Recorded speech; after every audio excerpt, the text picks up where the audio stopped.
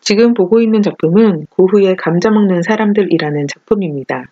어두운 조명 아래 부부와 그들의 자녀들이 고된 노동을 끝마치고 저녁으로 감자 몇 덩어리와 차로 저녁 식사를 하는 장면을 어두운 색채를 사용하여 그린 작품인데요. 노예는 시절 무려 40번의 습작 연습을 통해 탄생한 작품으로 고흐가 애정했던 작품 중의 하나라고 전해집니다. 생전 고흐는 자신의 동생 테오에게 보낸 편지에서 나는 램프 불빛 아래에서 감자를 먹는 사람들이 접시에 내민 손, 자신을 닮은 바로 그 손으로 땅을 팠다는 사실을 분명히 보여주려 했다. 그 손은 손으로 하는 노동과 정직하게 노력해서 얻은 식사임을 암시하고 있다. 라고 전한 구절을 통해 고된 노동 후 단촐한 식사를 하는 가난한 농부의 삶을 진솔하게 표현하고자 했다는 것을 알 수 있는데요. 농사의 고단함을 채우는 감자와 같은 구한작물로 단촐한 식사를 하는 것이 당시 유럽인들의 주된 식사 방법이었습니다. 남아메리카 안데스 산지가 원산지로 알려진 감자가 유럽에 전달된 것은 16세기 무렵 신항로 개척을 통해 남미를 정복한 스페인에 의해서인데요. 쿠스코 지역의 은강을 차지한 스페인 군대는 잉카인들의 주식이었던 감자가 수분이 적어 항해용 식량으로 적합하다고 판단하여 스페인으로 돌아가는 길에 식량으로 이용하면서 감자는 유럽으로 전파되는 계기를 마련하게 됩니다. 하지만 초기의 감자는 유럽에서 환영받지 못한 작물이었는데요. 처음 감자를 본 유럽 사람들은 못생긴 생김새와 땅속에서 줄기에 매달려 나오는 모습이 죽은 시체를 연상시킨다고 하여 감자를 먹으면 나병에 걸린다는 등 악마의 식물로 여겨 돼지에게 사료로 주었다고 합니다. 그렇게 여러 가지 이유로 유럽인들로부터 외면을 받던 감자는 감자 대왕이라고 불리우는 프리드리 2세에 의해 본격적으로 식량으로서의 계기를 마련하게 됩니다.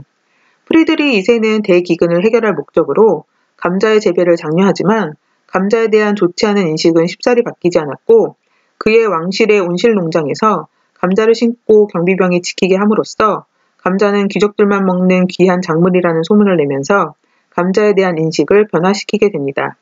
그렇게 독일 전체에 감자가 보급되면서 전쟁과 기근으로 고통받던 당시 독일 국민의 식량 사정에 큰 변화가 생기게 됩니다.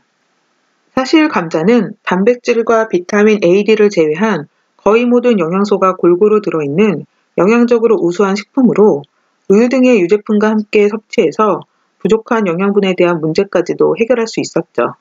습하지 않고 서늘한 기후의 어느 땅에서나 잘 자라는 감자의 특성은 척박한 유럽 땅의 식량 문제에 큰 기여를 하게 되면서 빠르게 유럽 전역으로 퍼져나갔는데요.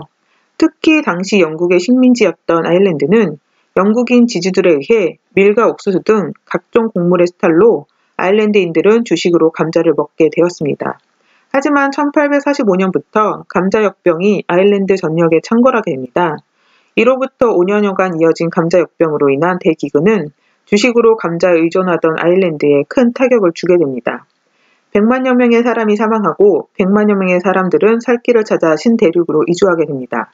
당시 아일랜드에서 재배 중이던 감자의 품종이 유난히 역병에 약한 품종이었으며 다양하지 못한 품종의 재배에 의존하던 농사기법이 문제의 발단이 되었으나 아일랜드에서 수많은 사람들이 죽음과 싸우며 고통받는 와중에 영국의 아일랜드 곡물 수탈은 계속되고 있었다고 하니 인간의 이기가 가져온 불행한 결말이었죠.